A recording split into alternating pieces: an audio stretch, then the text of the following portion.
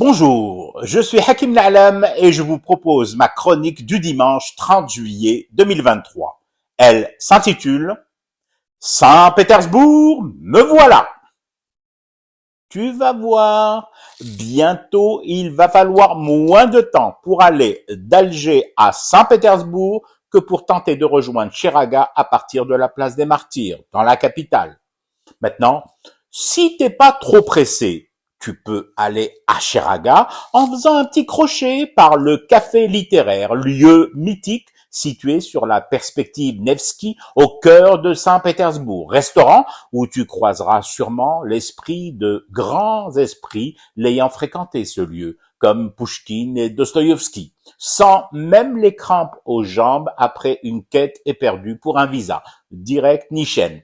Si tu pars le matin, par le premier vol, tu seras à l'heure à ton retour pour le grand embouteillage de 16 heures entre Del Ibrahim et le centre commercial de Cheraga. Un must, un incontournable au sens propre et carboné de la capitale des Édiennes.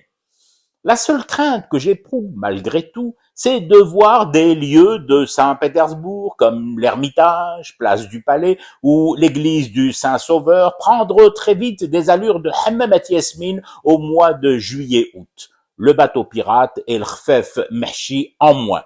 J'imagine déjà la foule débarquant du vol direct d'Air Algérie et prenant le chemin du centre de Saint-Pétersbourg, déchiffrant, grâce à Google Translate, les plaques des rues à la recherche du palais Narishkin-Chouvalov.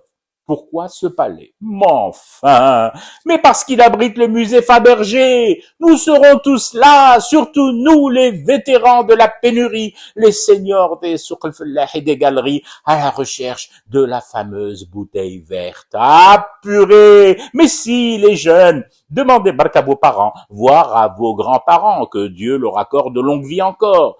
Dire que nous nous en aspergions jusqu'à la nausée pour aller draguer.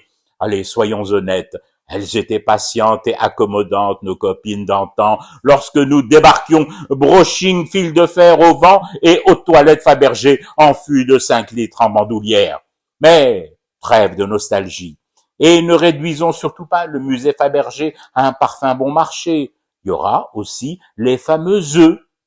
Attention, tout de même, à ceux qui auraient l'intention de faire leur course sur place. À l'unité, les œufs, pas en plaquettes, bien évidemment, vu la valeur de ces œuvres d'art. Non, mais on rigole, on se fend la poire confite en coulis sur crème glacée et chocolat chez Eliseyev, l'incontournable épicerie fine de la ville, mais disons-le clairement, Saint-Pétersbourg en vol direct à partir de Dezedi. Je vous dis bravo Air Algérie et merci Vlad, oui merci pour le verrou du visa qui saute. De retour vers mes embouteillages et bouchons des Édiens, le soir, j'aurai tout le temps de digérer cette escapade en fumant du thé pour rester éveillé à mon cauchemar qui continue. C'était Hakim L'Alam, je vous retrouve demain pour une autre chronique et une autre façon de dire son amour à l'Algérie.